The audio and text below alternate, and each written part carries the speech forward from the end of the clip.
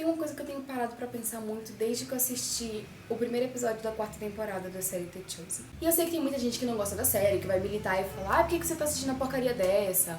Gente, eu li C.S. Lewis, tá bom? Eu tenho o mapa de Nárnia, tá certo? Então é óbvio que se eu li C.S. Lewis, eu vou gostar de The Chosen. Até porque boa teologia a gente procura na Bíblia e não em série ou livro e tal. Mas enfim, esse nem é o ponto. No primeiro episódio da 4ª temporada vai estar falando muito sobre João Batista. E acho que desde aquele dia que eu assisti esse primeiro episódio, eu não consigo parar de pensar como a vida de João não foi próspera, não foi longa, não foi desejável, mas mesmo assim foi bem vivida. O cara viveu cerca de 30 anos de idade, porque ele nasceu cerca de 6 meses antes de Jesus, e nesse período que ele morreu, Jesus estava bem no comecinho do ministério dele, ou seja, por volta dos 30 anos, ele devia ter no máximo 31 anos quando morreu.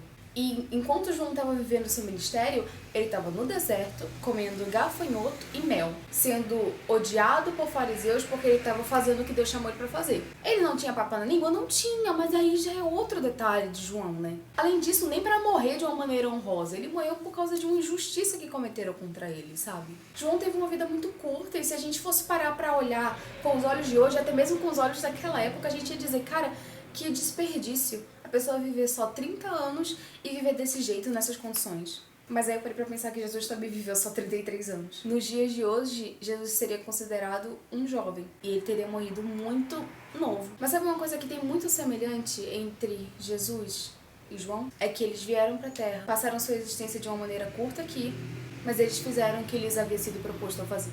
João veio para preparar o caminho para aquele que é o Filho de Deus.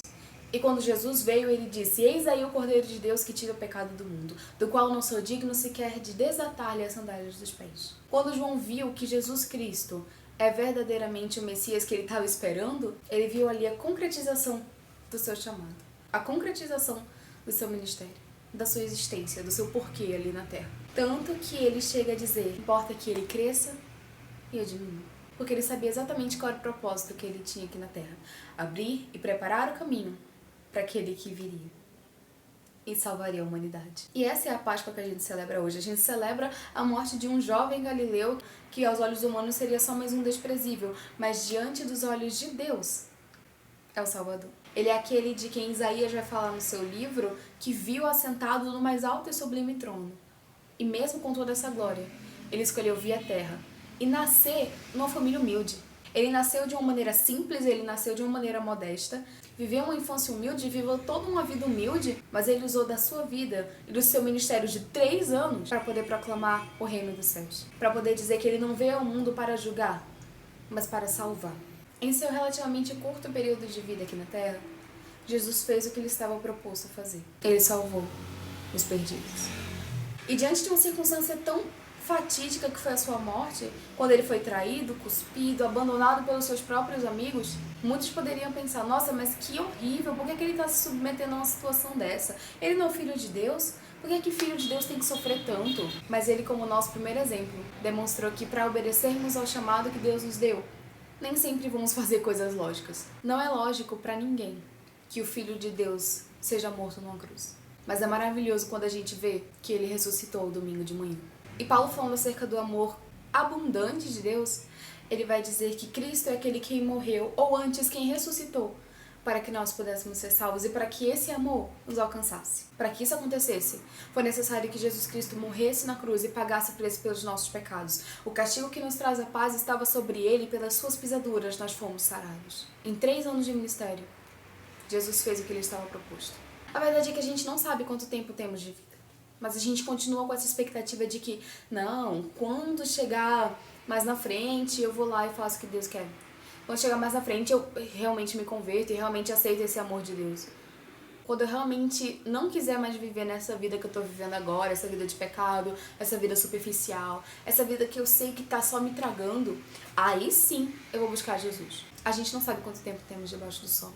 A gente não sabe quanto tempo Deus nos tem concedido. João viveu 31 anos, vamos dizer. Vamos dar um tempinho de vida a mais para João. Mas cada oportunidade que ele teve, ele usou para proclamar o reino de Deus. Para que no seu último dia ele não ficasse arrependido de pensar, eu poderia ter feito mais por Jesus. Eu poderia ter feito mais pelo Salvador. Não, pelo contrário. Ele fez dia após dia aquilo que lhe estava proposto. Ele dia após dia cumpriu o seu chamado. Jesus não perdeu uma oportunidade de falar acerca do Pai dele, acerca da salvação que ele tem para oferecer.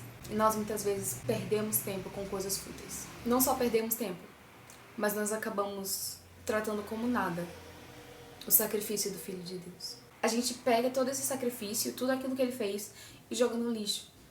Quando desperdiçamos a nossa vida. Quando desperdiçamos tudo aquilo que ele fez por nós para viver só as nossas vontades.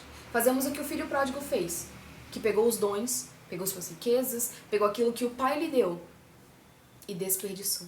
E você sabe, no final do dia, o quão triste é deitar no travesseiro e pensar, poxa, esse dia foi um dia perdido. Nosso mestre viveu 33 anos.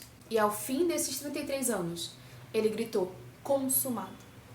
Ele cumpriu aquilo que havia sido proposto. Sim, ele fez aquilo que era necessário para que a humanidade fosse salva, para que todo aquele que nele crê não mais pereça, mas tenha vida eterna.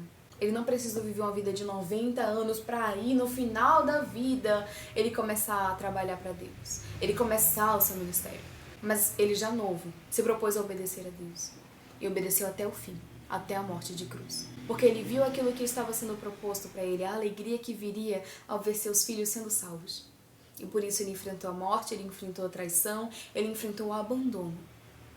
E saiu vitorioso. Bradou no seu último dia, consumado. E por causa das suas pisaduras, hoje somos sarados. Por causa da sua vitória sobre a morte, hoje nós fomos feitos mais do que vencedores. E o que é que temos feito com tudo isso que Jesus já fez por nós? A verdade é que a gente não sabe sobre o dia de amanhã. Tudo que sabemos é que temos o hoje e devemos utilizá-lo para o louvor do Senhor. Temos no hoje a oportunidade de obedecer ao Pai, obedecer ao nosso Mestre, e honrá-lo, e engrandecê-lo, e cumprir o propósito que Ele tem dado para cada um de nós. Para que a gente não chegue no nosso último dia diante daquele que entregou sua vida para nós, que nos deu a possibilidade de obedecê-lo e de fazer muitas coisas para Ele, chegar diante desse cara de mãos vazias. Ninguém quer isso. Então, vamos começar a obedecer. Bom, gente, é isso. Espero que vocês tenham gostado desse vídeo. Não esqueça de deixar seu like, se inscrever no canal, obedecer aquilo que Jesus pede. Muito obrigada por tudo e tchau!